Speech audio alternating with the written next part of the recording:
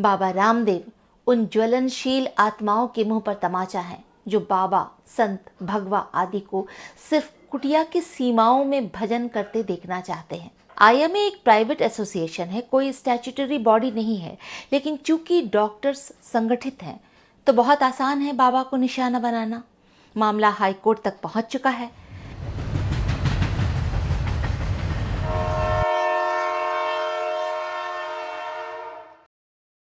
नमस्कार, मैं हूं पूजा वर्मा और जानू जंक्शन के अपने एडिटोरियल में आपका स्वागत करती हूं।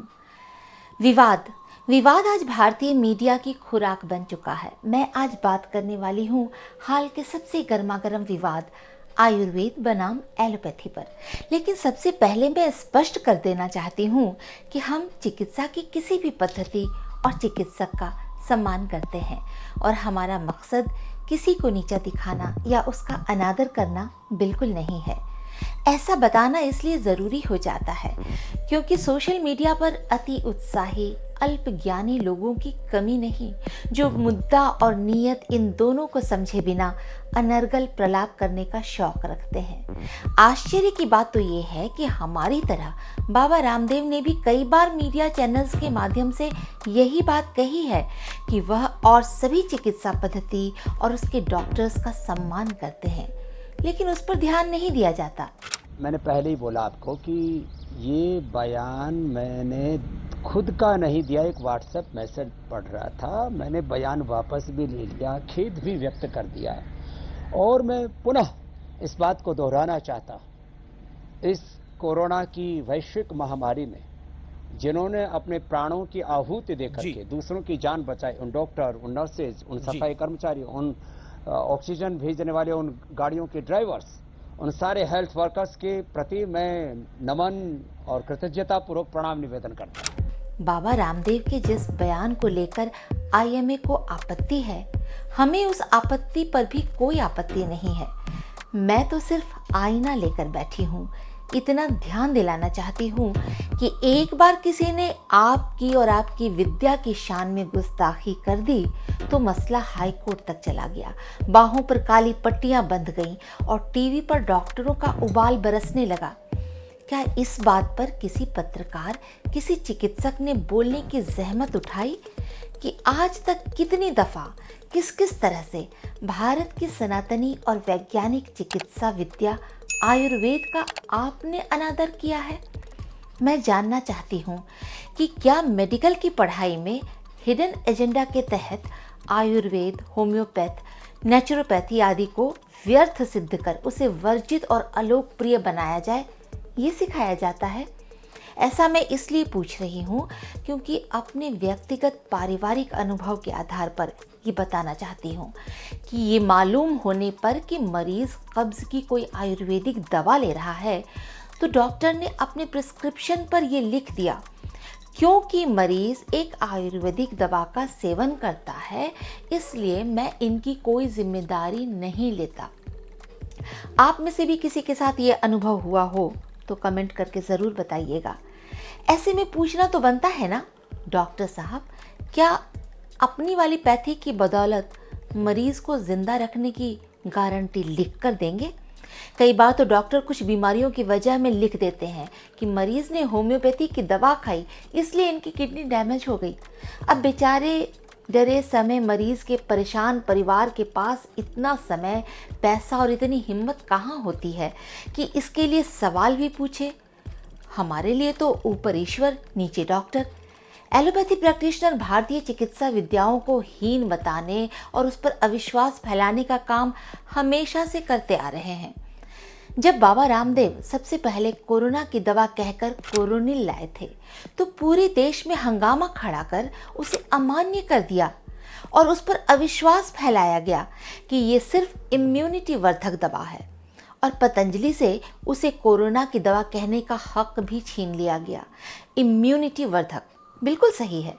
तो सवाल ये है कि पिछले 2 सालों से जिससे आप लोगों कोरोना का इलाज कर रहे हैं वो क्या कोरोना की दवा है? क्लोरोक्विनीन से शुरू करें, प्लाज्मा थेरेपी, स्टेरॉइड्स जो भी आप चलाते हैं वो भी तो रोज की नई नई हिट एंड ट्रायल विधियां ही तो हैं। और आप भी ये मानते हैं कि कोरोना से ठीक वही होता है जिसकी इम्यूनिटी इसको झेल पाती है। और ये सारे वैक्सीन्स क्या हैं? इम्यूनिटी बूस्टर ही तो हैं।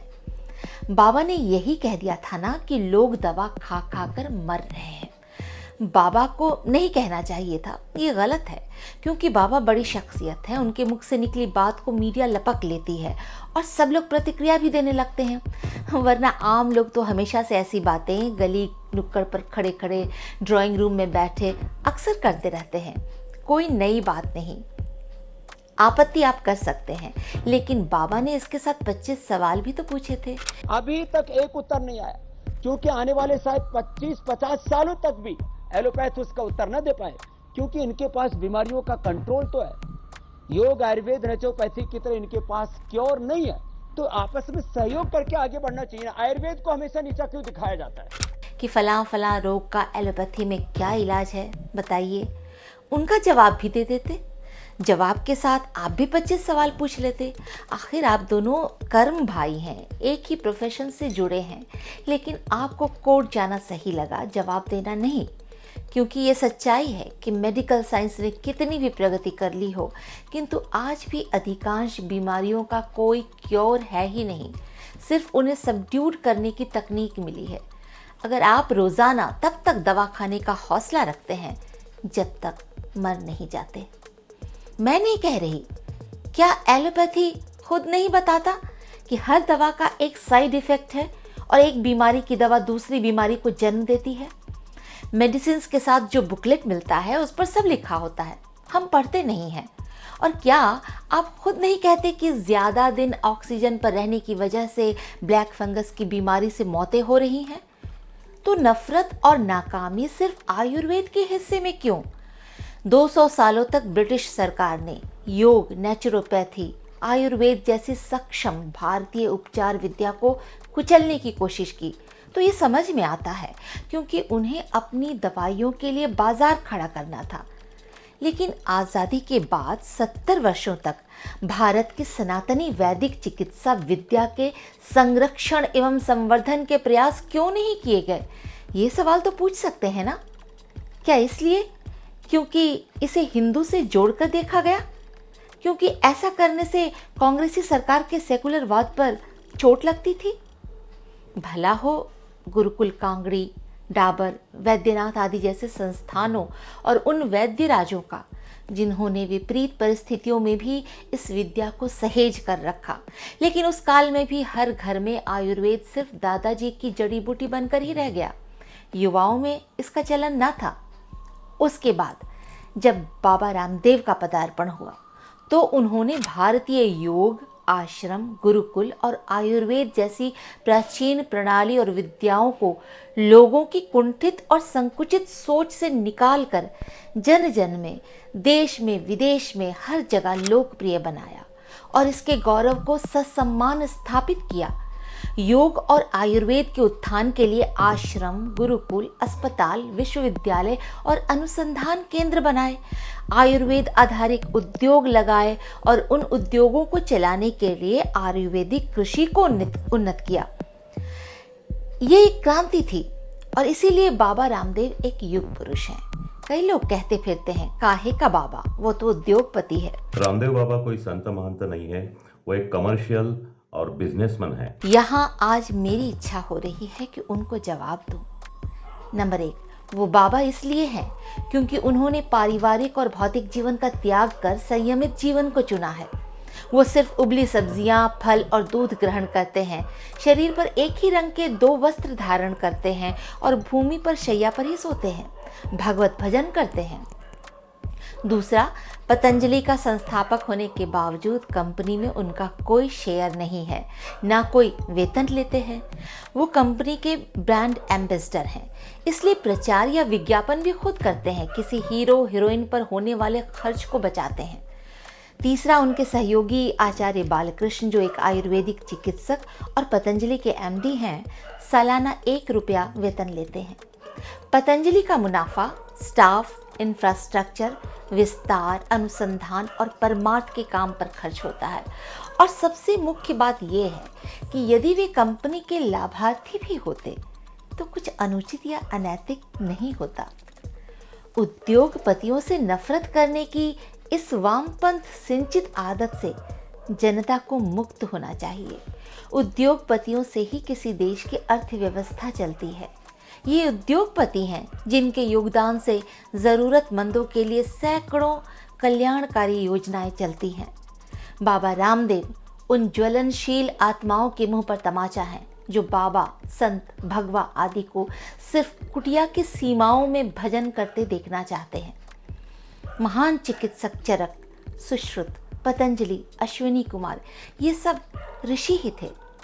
तो फिर से मुख्य मुद्दे पर आते हैं कि हर चिकित्सा पद्धति की अपनी विशेषता है। इमरजेंसी हेल्थ सेक्टर, पैथोलॉजी और सर्जरी के लिए एलोपैथी वरदान है, लेकिन रोग का निवारण यहाँ भ्रम है, क्योंकि सिर्फ लक्षणों का इलाज होता है, रोग का नहीं। वहीं आयुर्वेद रोग का जड़ से निवारण करता है, फिर भी गंभीर आपात स्थिति को नियंत्रित नहीं कर सकता। योग का अनुसरण कर हम बीमारी का शरीर में प्रवेश ही रोक सकते हैं, पर यह कठिन तपस्या की तरह है और हर एक की बस की बात नहीं। तो हमें इन सारी विद्याओं की ज़रूरत है। IMA एक प्राइवेट एसोसिएशन है, कोई स्टैट्यूटरी बॉडी नहीं है, लेकिन चूंकि डॉक्टर्स संगठित हैं तो बहुत आसान है बाबा को निशाना बनाना। मामला हाई कोर्ट तक पहुंच चुका है, लेकिन जनता के कोर्ट में ये मेरी दलीलें थी। देखते हैं कितनों के कान से उतरकर दिल तक पहुंचती है। धन्यवाद।